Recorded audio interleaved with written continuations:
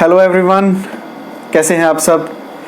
आज हम बात करेंगे, जो हमारा टॉपिक होगा उसको हम कंटिन्यू करेंगे। सबसे पहले जो मैंने वीडियो बनाई थी उसमें मैंने बताया था सेक्शन 34 के बारे में, जिसमें मैंने आपको बहुत ही क्लियरली आपको सारा समझा दिया था सेक्शन 34 में क्या है, कॉमन इंटेंशन और उसके सेक्शन के एक एक पॉइंट की, एक एक वर्डिंग की बाइफर्केशन के साथ, केस लॉ के साथ, प्रेपोजिशन के साथ सारी चीज़ें मैं एक्सप्लेन कर चुका हूं। और मैंने उस वीडियो में आपको क्लियर किया था कि सेक्शन 34 पढ़ने के लिए आपको सेक्शन 35, 36 एंड 38, 37 ये सारे सेक्शन आपको पढ़ने पड़ेंगे। 35, 36, 37, 35, 36, 37, 38। तो 35 से हम इसको स्टार्ट करते हैं।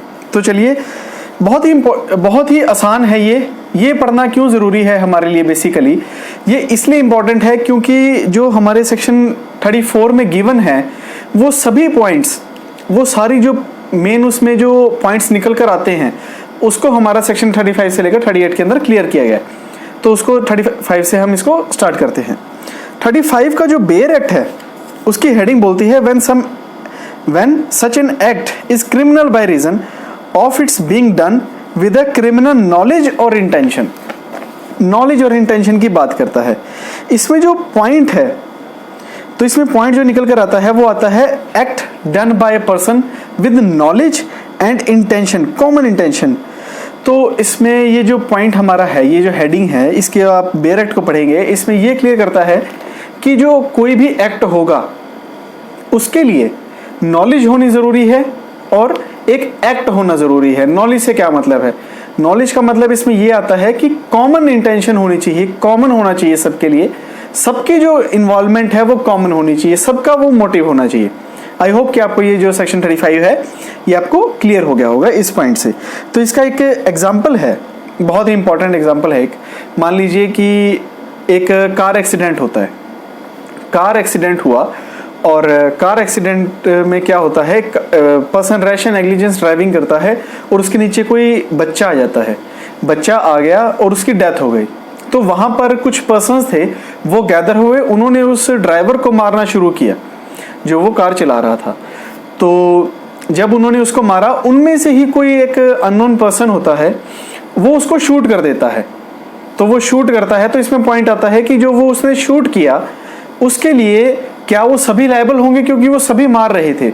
तो यहाँ से हमारा जो है सेक्शन 35 की जो हमारा सेक्शन है वो क्लियर करता है इस एग्जाम्पल में भी कि जो वो पर्सन है जिसने वो उसको शूट किया है सिर्फ वही लायबल होगा, क्योंकि जो बाकी पर्सन्स थे, जो अदर पर्सन्स थे, उनकी वो कॉमन इंटेंशन नहीं थी उसको मारने की, जान से मारने की उनकी इंटेंशन नहीं थी। बाकायदा वो जो पर्सन्स अदर थे वो उसको मारने के लिए, पीटने के लिए लायबल हो जाएंगे, लेकिन मर्डर के लिए उसके लिए वो लायबल नहीं होंगे। तो यहाँ पर आई होप कि आपको जो सेक्शन 35 है वो आपको इस एग्जाम्पल से क्लियर हो गया होगा। अब हम बात करते हैं सेक्शन 36 की। सेक्शन 36 भी बहुत ही आसान है। वो क्या बोलता है, उसकी हेडिंग बोलती है effect cause partly bye act and partly bye omission. Act and omission, ये दो इंपॉर्टेंट पॉइंट है हमारे। ये आपको पता होनी चाहिए कि एक्ट एंड ओमिशन जो है ये एक ही होते हैं। अगर आपका कोई इलीगल एक्ट है और इलीगल ओमिशन है, अगर कहीं पर एक्ट लिखा है तो एक्ट ओमिशन में इंक्लूड होगा, ओमिशन जो है वो एक्ट में इंक्लूड होगा। ये बात मैंने आपको सेक्शन 34 में क्लियर की थी कि जो सेक्शन 32 एंड 33 इस बात के लिए हमें क्लियर करते हैं। तो जो हमारा सेक्शन 36 है, बेयर एक्ट में आप एक नोट कीजिएगा, लास्ट की लाइन है, लास्ट का जो पॉइंट है उसको अंडरस्टैंड कीजिएगा, उसको अंडरलाइन कर लीजिएगा। It is to understood that the cause of that effect partly by an act and partly by an omission is the same offence. इस बात से ये मतलब है कि अगर कोई भी एक्ट होता है और उसके अंदर पार्टली एक्ट है इलीगल एक्ट, याद रखिएगा, act means illegal act and omission means illegal omission, जिसके लिए कि एक्ट और ओमिशन को मैंने पुरानी वीडियोस में आपको ये सारी बातें क्लियर की हैं बहुत ही डिटेल्स में, और अथॉरिटीज के साथ, आपको सुप्रीम कोर्ट के लॉ के साथ आपको ये क्लियर कर चुका हूं मैं। तो इस सेक्शन 36 में बोलने का ये मतलब है, सेक्शन 36 डालने का, कि कोई भी एक्ट है वो अगर पार्टली एक्ट है और उसके अंदर कोई भी ओमिशन है और वो ओमिशन भी पार्टली है, तो वो दोनों सेम कंसिडर किए जाएंगे और उसको कंसिडर करते हुए उस पर्सन को पनिशमेंट दे दी जाएगी। तो ये हमारा क्लियर करता है सेक्शन 37। अब हम बात करते हैं सेक्शन सॉरी ये बात करता है हमारी सेक्शन 36 की, मैं आपको 37 बोल गया। अब हम बात करते हैं 37 की। 37 जो है, 37 बहुत ही इंपॉर्टेंट है, बहुत ही इंटरेस्टिंग है। ये चारों सेक्शन 35, 36, 37, 38 बहुत ही इंटरेस्टिंग। 37 को भी आप समझ के चलिए। सेक्शन 37, इसमें हमारा जो सेक्शन 37 है, इसकी हेडिंग में एक वर्ड है। पहले मैं आपको हेडिंग बताता हूँ। हेडिंग है cooperation by doing one of several act constituting an offence. इसकी जो एक्सप्लेनेशन है वो बोलती है, when an offence is committed by means of several act, whoever intentionally cooperates in the commission of that offence by doing any of those act either singly or jointly with any other person commits that offence. इसके अंदर highlight करने के लिए जो सबसे पहले word है आप वो नोट कीजिएगा।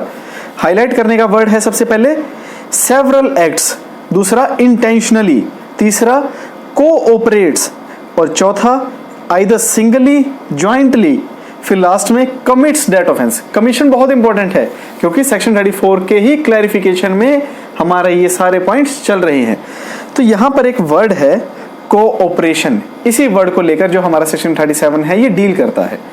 कोऑपरेशन का मतलब ये है कि जब भी कोई भी एक्ट होता है और वो एक्ट जब होगा तो वो एक्ट आपका उस टाइम पर जो ओमिशन हुआ है, मान लीजिए एक एग्जांपल से मैं आपको क्लियर करता हूँ कि किसी ने सुसाइड कर लिया, तो सुसाइड कर लिया किसी पर्सन ने और उसको पहले उकसाया गया था, किसी पर्सन ने उसको पहले उकसाया था, वो कंटिन्यूसली उसको उकसाता आ रहा था, उसको ऐसा उसके साथ बिहेव कर रहा था कि वो सुसाइड कर ले, तो उसने लेकिन उस टाइम उसको मोटिवेट नहीं किया सुसाइड करने के लिए, उसको मरने पर मजबूर नहीं किया एक दो दिनों में पहले, तो वो तो एक्ट से तो ये दिखेगा कि इसने तो उकसाया नहीं है, क्योंकि वो तो ये डिफेंस लेगा कि मैंने तो इसको उकसाया नहीं।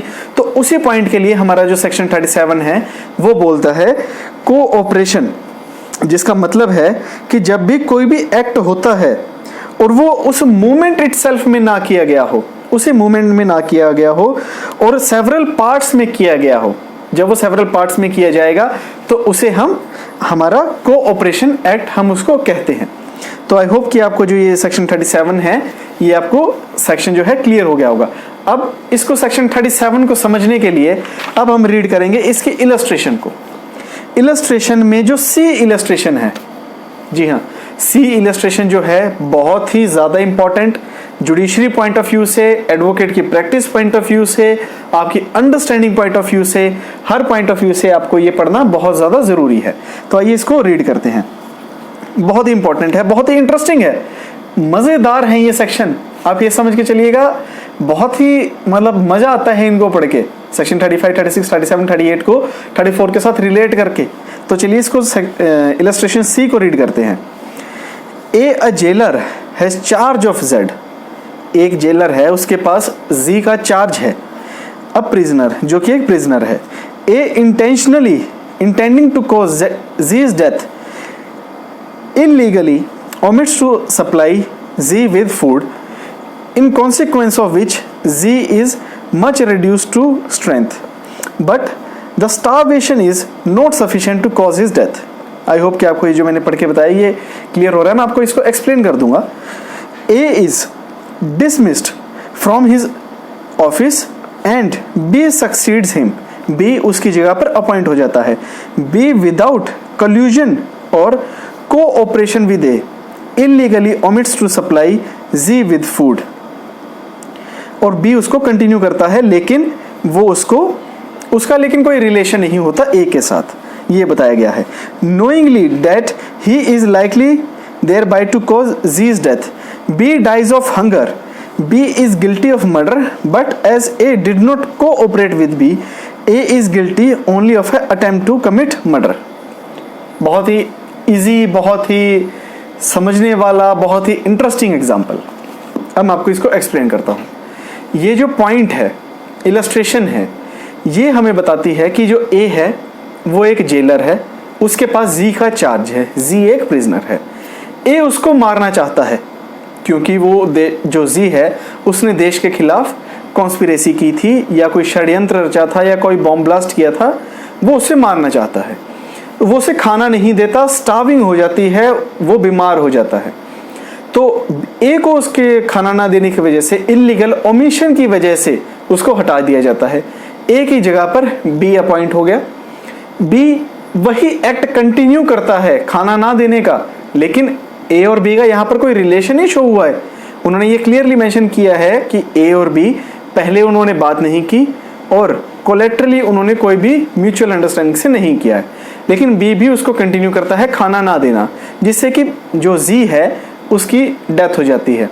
तो यहाँ पर जो बी है वो लायबल होगा मर्डर के लिए, और जो ए लायबल होगा वो लायबल होगा हमारा अटेम्प्ट टू मर्डर के लिए। लेकिन अगर यहाँ पर ए और बी का कोलैबोरेशन हो जाता तो वहां पर दोनों के दोनों लायबल किस पॉइंट के लिए होते, वो होते मर्डर के लिए। तो इस एग्जांपल से हमारा क्लियर होता है कि जो कोऑपरेशन है, कोऑपरेशन से मतलब 37 का कि म्यूचुअली होना जरूरी है, म्यूचुअली होगा तो कोऑपरेशन में लायबल होंगे वरना नहीं होंगे।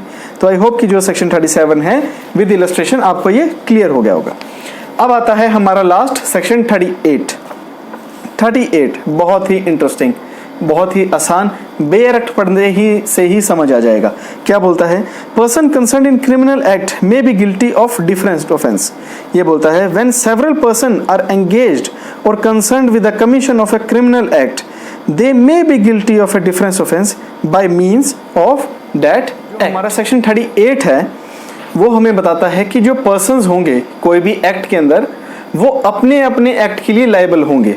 कहने का मतलब कि जो हमारी इलस्ट्रेशन है सेक्शन 38 की, उसमें भी हमारा क्लियर किया गया है कि मान लीजिए ए जी को मारना चाहता है, उसकी इल विल है, लेकिन बी भी उसको मारना चाहता है, तो ए उसको मार नहीं पाता, उसके ऊपर अटेम्प्ट करता है और उसके ऊपर अटैक करता है, ग्रेट प्रोवोकेशन होती है। तो उसके अंदर लेकिन बी मार देता है, तो जो वो ए है उसने जो उसके ऊपर अटैक किया है, तो वो ए जो है वो लायबल होगा कल्पेबल होमोसाइड के लिए, ना कि मर्डर के लिए, क्योंकि मर्डर बी ने किया है। लेकिन अगर यहाँ पर ए जो है और बी है दोनों मिलकर करते हैं कोई एक्ट, मान लीजिए ए जो है बी को प्रोवोक करता है कि आप जी का मर्डर कर दे, तो उसके अंदर A and B both are liable for the murder. तो ये था हमारा सेक्शन 38। तो आई होप कि जो मैंने आपको ये बताया है सेक्शन 35, 36, 37, 38 बहुत ही आसान, बहुत ही क्लियर शब्द में आपको मैंने बेयर एक्ट पढ़कर उसकी इलस्ट्रेशन के साथ, एग्जांपल्स के साथ आपको क्लियर कर दिया है। इसके अंदर कोई केस लॉ नहीं है, अगर कोई केस लॉ इन फ्यूचर होगा तो मैं आपके साथ ज़रूर शेयर करूंगा। अभी तक मुझे इसके अंदर इंपॉर्टेंट कोई लगा नहीं, इसलिए मैंने आपको इसमें कोई शेयर नहीं किया। तो आई होप कि आपको जो ये वीडियो है बहुत ही इंटरेस्टिंग लगी होगी और आपको ये जो पॉइंट्स बताए हैं, सेक्शन बताए हैं, ये आपको समझ आ गए होंगे। समझ आ गए हैं तो इसको लाइक कीजिएगा, और नए हैं तो चैनल को सब्सक्राइब कीजिएगा और अपनी फैमिली और फ्रेंड के साथ शेयर ज़रूर कीजिएगा। और हाँ, लास्ट में बेल आइकन ज़रूर दबा दीजिएगा ताकि आपको लेटेस्ट नोटिफिकेशन सबसे पहले मिले। Thank you so much, bye bye, take care.